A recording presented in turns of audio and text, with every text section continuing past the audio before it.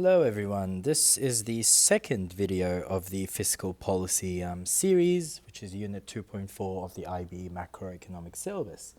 In this video I'm going to focus on fiscal policy and its role in short-term demand management. So let's get started.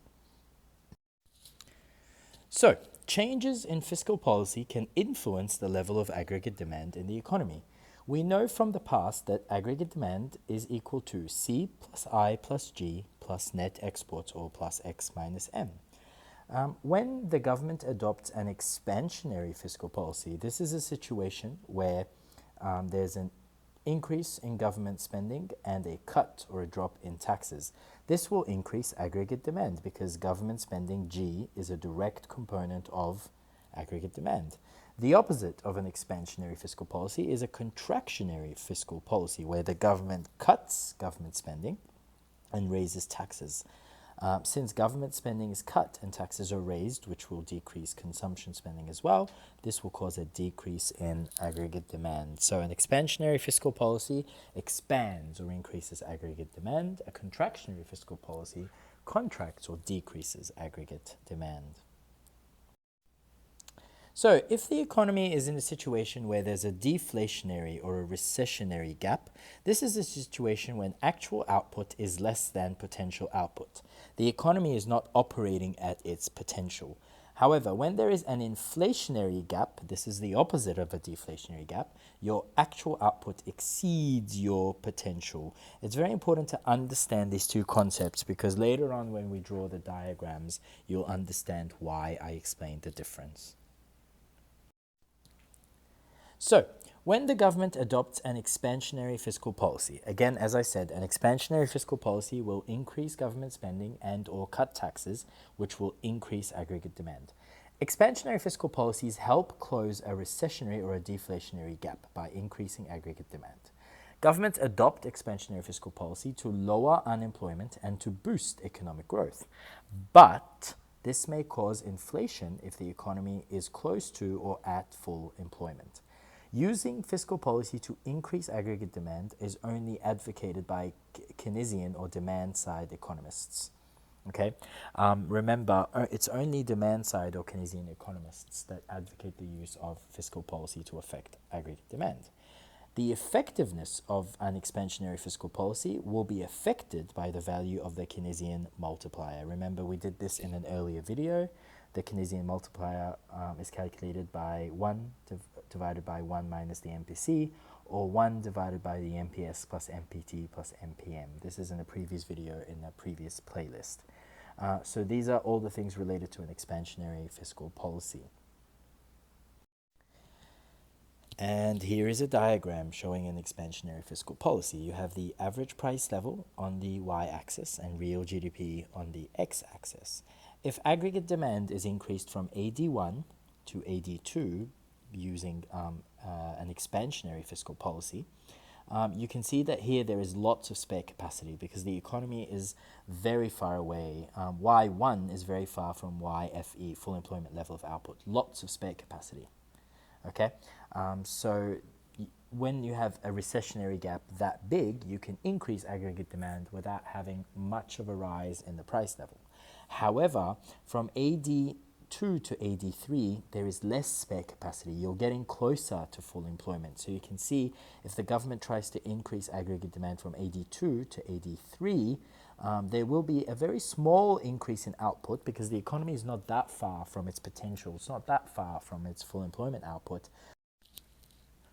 But there will be a rise in the average price level. So the closer you are to the full employment level of output, the closer you are to your potential output, the more likely an increase in aggregate demand due to an expansionary fiscal policy will also cause inflation. However, you can see when it comes to the new classical model, when the economy is at its potential, the economy is operating at YFE, but as you can see, there's a recessionary gap. The economy is operating at Y1.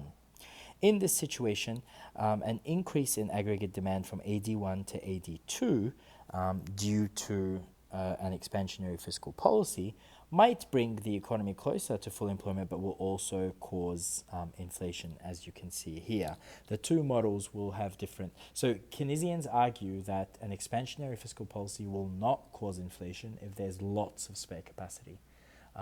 If the economy is very far from its potential output or full employment output, if there's a big recessionary gap.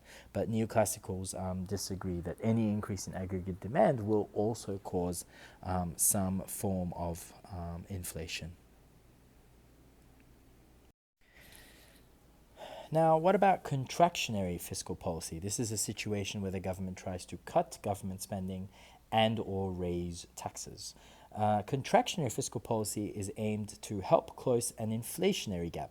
So you have an inflationary gap where the actual output is above potential output, and this occurs by decreasing aggregate demand.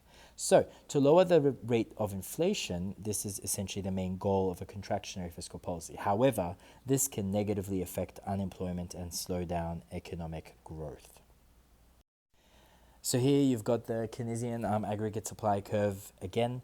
If the government begins at AD 0, here you can see that the government is operating at full employment, but the average price level is very high. So the government might decide to slow down this inflation by adopting a contractionary fiscal policy. Shifting first to AD1, you can see the average price level drops. The economy is still at full employment. From AD1 to AD2, the average price level drops even further, but guess what? You're starting to move away from full employment. So you're actually raising the unemployment rate, and this might slow down economic growth. So again, if the government is at full employment, a contractionary fiscal policy might always cause the economy to move away from full employment, and hence will have a negative effect on unemployment and on slowing down economic growth. Using a neoclassical model, you can see the situation where the economy is operating above its potential, Y1, and that's above its full employment level of output. There's an inflationary gap.